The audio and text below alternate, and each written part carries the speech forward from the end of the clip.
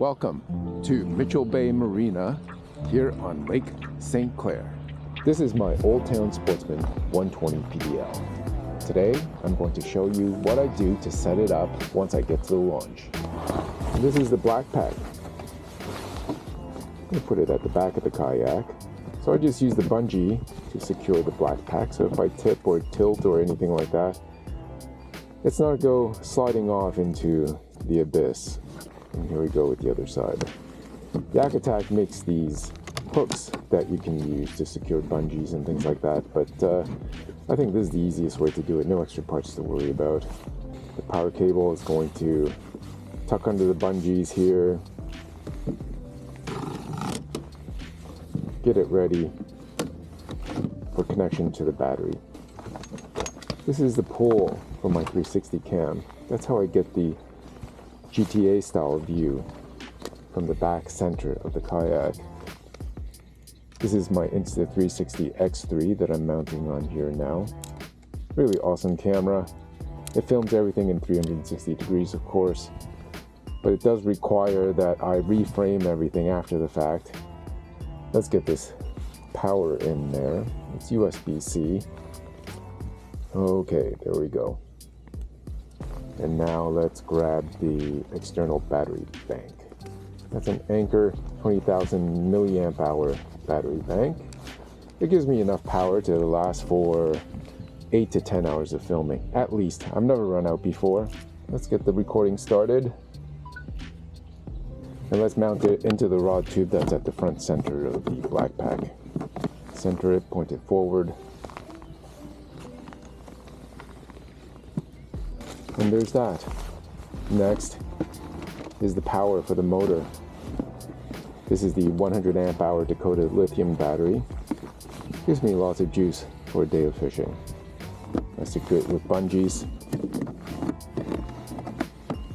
And I tilt it so that it's not in the way of the rod tubes. The reels can sometimes get caught. Now I have the Anderson plugs. And that'll connect power to the front for the trolling motor, the Motorguide Xi3. This is the battery for all the electronics.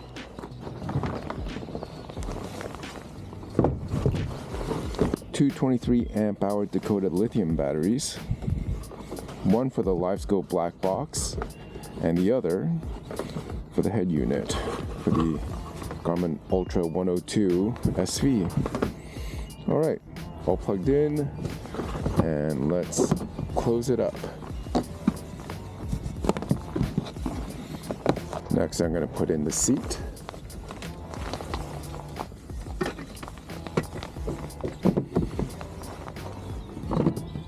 For my legs, 4 holes are the right number. Gives me some room in the cockpit. Balances my weight towards the aft a little bit more. When I am using the motor, I like to shift the weight a little far back just so I can get my center of mass more towards the center of the boat. With the motor and the battery, the 46 amp hours of lithium batteries up there, it kind of tips things down a little bit more on the front, on the bow. So that's why I shift the seat back a little bit more, you know, like a teeter-totter, a seesaw, to shift things towards the back just a little bit more to balance things out. Okay, put the rods over here for now. One side and 2 sides. My ego net goes about there. I tether my net to this pocket retainer here, and that secures the net, keeps it from floating away. Actually, it doesn't float away. This one isn't a floating one, to prevent it from sinking. This is my catch board, and secure it with this catch tether to my seat again, so I don't lose it.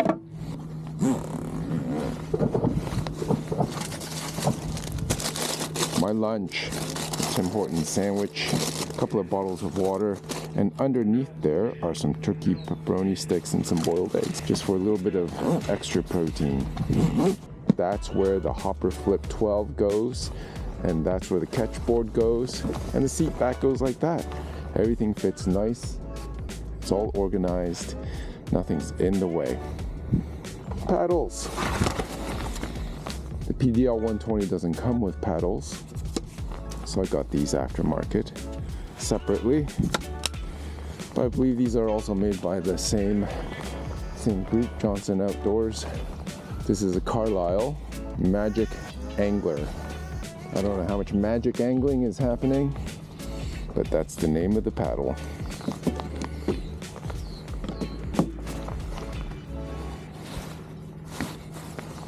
I've got all my rods for easy carry and transportation, moving from place to place with this Cal Coast rod mule. It's awesome. Keeps all my rods organized. Helps prevent them from getting all tangled up. I've got a Texas rig. I don't think I'll need it today, but it's going to come along anyway. It's going to go towards the back because it's not something that I think I'm going to want to use. This is my frog rod. That's definitely not coming today, so I'm going to put that away. Dropshot. The Dropshot has been my go-to this season. It's caught me a lot of fish. This one's on a ball weight. I think it's 1/2 ounce tungsten. This is a global worm straight tail SXE shad. Got to keep that in easy reach, so that's going to go right there. Next we have a chatterbait, green pumpkin. That's coming along. The hair jig. If I don't use it, I can always retie it with a NACO rig or something like that. Jerk bait. I've got all my treble hook baits inside these bait sacks. They're awesome. They're really amazing. They hold the baits, they're clear, they're transparent, you can see what's inside, and they keep the trebles from hooking into things like my jacket. Learned the hard way on that. Had to extract a few treble hooks from my clothing, but now that problem is solved with the bait sack. I've got a reel protector on this thing. That's because this is so shiny, it's so glossy, that finish is so incredible. The Antares DC. So yeah, something like that on there helps keep it from getting all scratched up. Jerkbait is going there.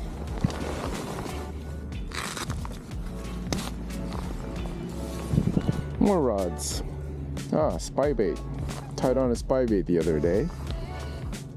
Might be useful now. Plopper, plopper. This is my rod for topwater treble hook baits. Again, with the bait sack on there. We've got a swim jig. Put the swim jig over there. Yes, paddle tail swim bait. Over here, 2 more rods to go. 1 more drop shot set up. Also rigged up with the SXE shad. I've got 2 drop shot set up so that I can switch baits easily. Finally, we have a deep diving crankbait. And that's it for the rods. Time to put all these sleeves away. These sleeves are amazing. Another thing to help organize things and help prevent tangles and hang-ups. Okay, let's get the motor in place. Motor is very easy to mount. One objective kayak mount there. And then the quick release plate that comes from Motorguide. Specifically for this kind of purpose, quickly remove and install the trolling motor. Works great. This is my Black Pack Pro by Yak Attack.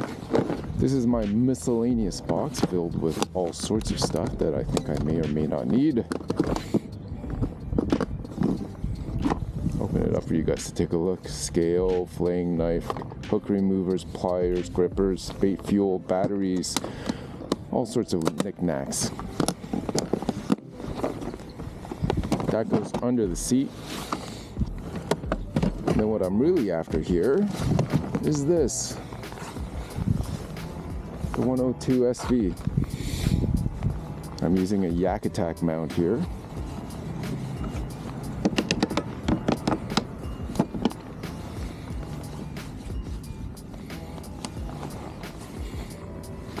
Very easy to deploy. Set up like that for now so it doesn't get banged up as I'm launching the kayak. And I'll swivel it around so that I can use it and see it once I'm in the boat and ready to launch. Okay, there we go. These are my active baits. These are the ones that I'm going to cycle throughout the day. All sorts of stuff in there, as you can see. I like the ones that have the holes. The plain old box that has the holes, it allows air to flow through. And so when I'm cycling through baits and things get wet, they have a chance to dry out and nothing rusts. I've never had issues with things rusting, so I think that's part of the reason. I have one more tackle box in there. I also have my weights and weighted hooks, and yeah, a few other knickknacks in there as well. All right, let's get all this back in there. Close her up. This is the Motorguide remote control that I keep in this pocket over there, and it's tethered to the vest. And now for my phone.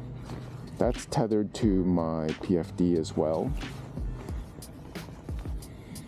Got to shift that away from the camera so I can see things. And I think we're okay. All right, let's put that in the pocket and we're good to go there. Last thing I do is put on my boots. I've got the NRS Boundary boots here. They're waterproof. They work great in cold weather like this. Nice and high, waterproof up to there. As long as I don't go deeper than that, I stay dry. So that's it.